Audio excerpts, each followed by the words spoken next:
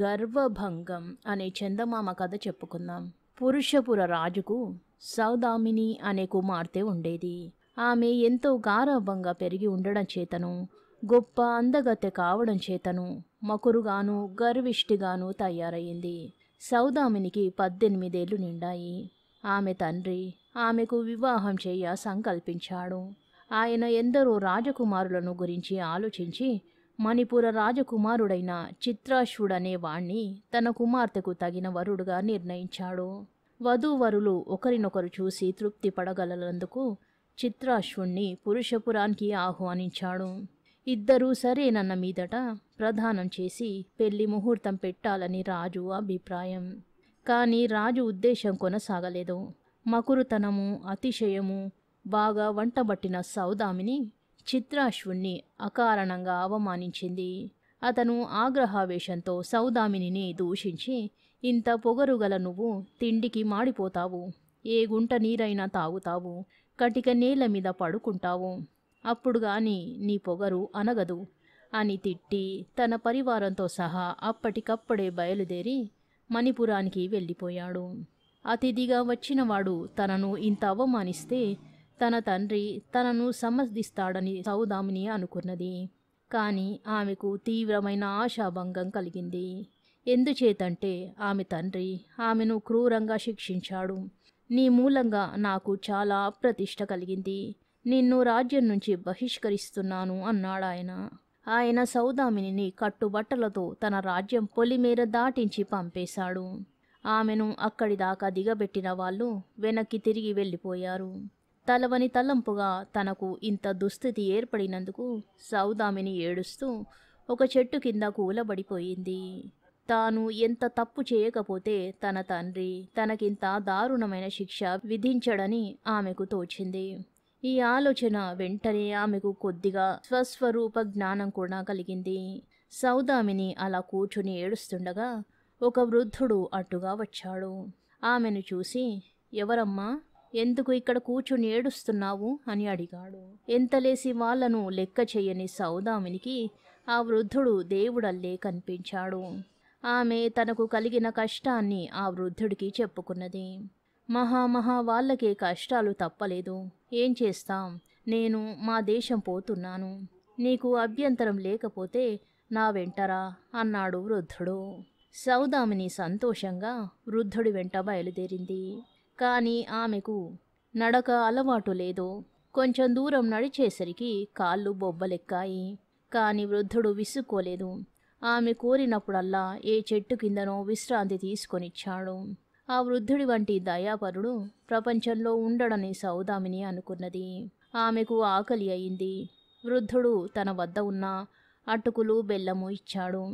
ఆ ఆహారం తినవలసి వచ్చేసరికి ఆమెకు ఏడుపు వచ్చింది.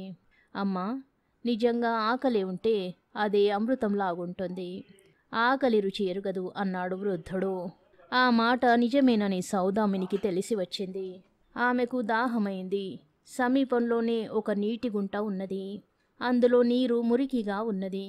ఈ నీరు ఎలా తాగడం అన్నది సౌదామిని. నీకు అంతగా దాహం లేకపోతే ఇంతకన్నా మంచినీరు ముందు దొరుకుతుందేమో చూద్దాం అన్నాడు వృద్ధుడు. దాహం లేకపోవడమేమిటి, నాలుక పిడిచకట్టుకుపోతున్నది అన్నది సౌదామిని. అయితే ఆ నీరే తాగు తల్లి, ఇప్పుడు గత్యంతరం ఏముంది గనక అన్నాడు వృద్ధుడు. ఎటుగాని చోట చీకటి పడిపోయింది. సౌదామినికి అలసట వల్ల నిద్ర ముంచుకు వచ్చింది. పడుకునేతందుకు అనువైన చోటున్నదేమో అన్నదామె. ఇదంతా పడుకునే చోటు కాదా అమ్మా, నిద్ర సుఖమెరుగదు అన్నాడు వృద్ధుడు. ఆ రాత్రి సౌదామిని కటిక నేల మీదనే నిద్రపోయింది. ఈ విధంగా 2-3 రోజులు ప్రయాణం చేసి వారిద్దరూ చివరకు మణిపుర రాజ్యం చేరారు. అమ్మాయి, నువ్వింక ప్రయాణం చెయ్యలేవు. మనమిద్దరము ఈ దేశంలోనే ఎలాగైనా పొట్టపోసుకుందాం. కష్టం చేసి బతకవలసిన వాళ్లకు ఏ దేశమైనా ఒకటే. నీకేదైనా విద్య తెలుసునా అని వృద్ధుడు సౌదామినిని అడిగాడు. నాకు చేతనైన విద్య ఒకటే, అది దుస్తులకు నగిషీలు కుట్టడం. అందులో నాకు కొంత నైపుణ్యం ఉన్నది అన్నది సౌదామిని. వృద్ధుడు ఆమెను రాజభవనానికి తీసుకుపోయి అక్కడి వాళ్లతో ఏకాంతంగా మాట్లాడి వచ్చి, నువ్వు చేయదలిస్తే దాసి దాని పని దొరుకుతుందట. నేను వయసు మీరానని నాకేమీ ఉద్యోగం ఇవ్వమన్నారు. ఏమంటావు అన్నాడు సౌదామినితో. సౌదామిని ఒప్పుకున్నది. ఆమెకు దివాణంలో దాసీగా పని ఇచ్చారు. ఉండడానికి ఒక పశువుల కొట్టం లాంటిది ఇచ్చారు. అందులోనే వృద్ధుడు కూడా ఉండవలసి వచ్చింది. సౌదామినిని రాజభవనంలో ఎవరూ అవమానించలేదు గాని ఉదయం లగాయతు రాత్రి పొద్దుపోయేదాకా చాలా పని చేయించారు. 2 పూటలా ఆమె రాజభవనంలోనే ఇతర నౌకర్లతో పాటు భోజనం చేసింది. ఆమె అలసిపోయి ఇంటికి వచ్చేసరికి వృద్ధుడు చాలా నిస్పృహతో కనిపించాడు. తిండి తిన్నావా? రోజల్లా ఏం చేశావు అని సౌదామిని అతన్ని అడిగింది. పని కోసం తిరిగాను. రోజల్లా తిండి కూడా లేదు. నాకెవరు పని ఇస్తారు అన్నాడు వృద్ధుడు. సౌదామిని చాలా బాధపడింది. తనకిప్పుడు ఆ వృద్ధుడే తల్లి, తండ్రి, తోడు, నీడ కూడా. అందుచేత మర్నాడు ఆమె భోజన సమయంలో ఇంటికి పోవడానికి ప్రయత్నించింది. కానీ ఆమెకు అనుమతి లభించలేదు. ఆ రాత్రి ఇంటికి పోయేటప్పుడు తీసుకుపోదామని కొంత భోజనాన్ని దొంగిలించి ఒక మూల దాచింది. దాన్ని మరొక దాసి పసికట్టి రాజమాతకు చెప్పింది. నిన్ను చూసి జాలి తలిచి రాజభవనంలోకి అడుగుపెట్టనిస్తే తిండి దొంగగా తయారయ్యావా అని రాజమాత సౌదామినిని గద్దించింది. అవమానంతో కుంగిపోయిన సౌదామిని తల వంచుకొని కన్నీరు కార్చింది. ఇంతలోనే పోనీలే అమ్మా, తెలియక చేసి ఉంటుంది, ఈసారికి క్షమించు అన్న మాటలు వినిపించాయి.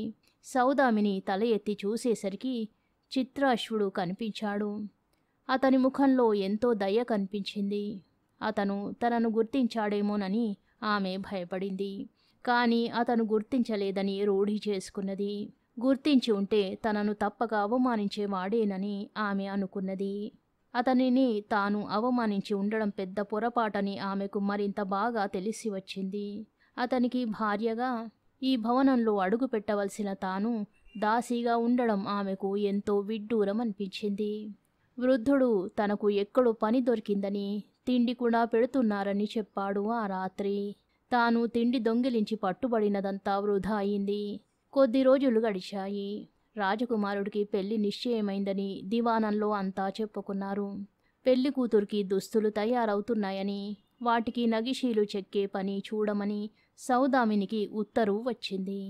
ఆమె మామూలు చాకిరీ మానేసి అంతఃపురంలో ఒక గదిలో కూర్చుని ఎంతో అందమైన పట్టు చీరలకు నగిషీలు కుట్టనారంభించింది. అప్పుడప్పుడు రాజమాత, ఇతర రాజబంధువులు వచ్చి ఆమె చేసే పనిని మెచ్చుకుని వెళ్ళిపోయేవారు. మర్నాడే పెళ్ళి అనగా రాజమాత సౌదామిని వద్దకు వచ్చి, నువ్వు తయారు చేసిన దుస్తులు పెళ్లి కూతురు ధరిస్తే ఎలా ఉంటుందో చూడాలని ఉన్నది. పెళ్లి కూతురు నీలాగే ఉంటుంది. అందుచేత నువ్వు వీటిని ధరించి చూపించు అన్నది. సౌదామిని అమితంగా బిడియపడి ఏమీ అనలేకపోయింది. అంతలోనే మరెవరో, పెళ్లి కూతురికి వేసే దుస్తులు దాసీదానికి ఎలా వేస్తారు? ఆమెకు శుభ్రంగా తలంటి పోసి మరీ వెయ్యండి అన్నారు. కొందరు దాసీలు వచ్చి సౌదామినిని పట్టుకుపోయి రాజోపచారంగా తలంటి పోశారు. అగరు ధూపంతో తల ఆరబెట్టి చిక్కు తీసి అందంగా జడవేసి పూలు పెట్టారు. ఒకటి వచ్చి సౌదామినికి కళ్యాణం బొట్టు వగైరా అలంకరించింది. మరొకటి ఆమె చేతులకు, కాళ్లకు, దండలకు, మెడకు నగలు పెట్టింది. అందరూ నిలబడి సౌదామిని అవతారాన్ని నోళ్లు తెరుచుకుని చూస్తుండగా పెళ్లి కొడుకు అవతారంలో చిత్రాశ్వుడు వచ్చి, పెళ్లి కూతుర్ని చేసేశారే, నీ అనుమతి తీసుకున్నారా సౌదామిని అని అడిగాడు. సౌదామిని చప్పున అతని కాళ్ళ మీద పడి, ఇన్నాళ్లుగా నన్ను మీరు గుర్తించలేదనుకున్నాను. నా దూర్తత్వాన్ని క్షమించండి అన్నది. క్షమించే కదా నిన్ను పెళ్లాడుతున్నాను. ఇదంతా నేను మీ నాన్నగారు కలిసి ఆడిన నాటకం. నీ వెంట ఉండే వృద్ధుడు నాకు చాలా సన్నిహితుడైన వాడు, నమ్మిన బంటు. నువ్వు నాకు చేసిన అవమానాన్ని నేను మరిచాను. నేను నీకు కలిగించిన కష్టాలను నువ్వు కూడా మర్చిపో అన్నాడు చిత్రాశ్వుడు. సౌదామిని అప్పటికి పూర్తిగా మారిపోయింది. తన పొగరు అణచడానికి ఇంకా ఎక్కువ కష్టాలు పెట్టినా పడడానికి ఆమె సిద్ధంగానే ఉన్నది. అందుచేత వారిద్దరి మధ్య ఎలాంటి విభేదాలు మిగలలేదు. ఇద్దరూ వైభవంగా పెళ్లి చేసుకుని సుఖంగా జీవించారు. కథ సమాప్తం. శుభం.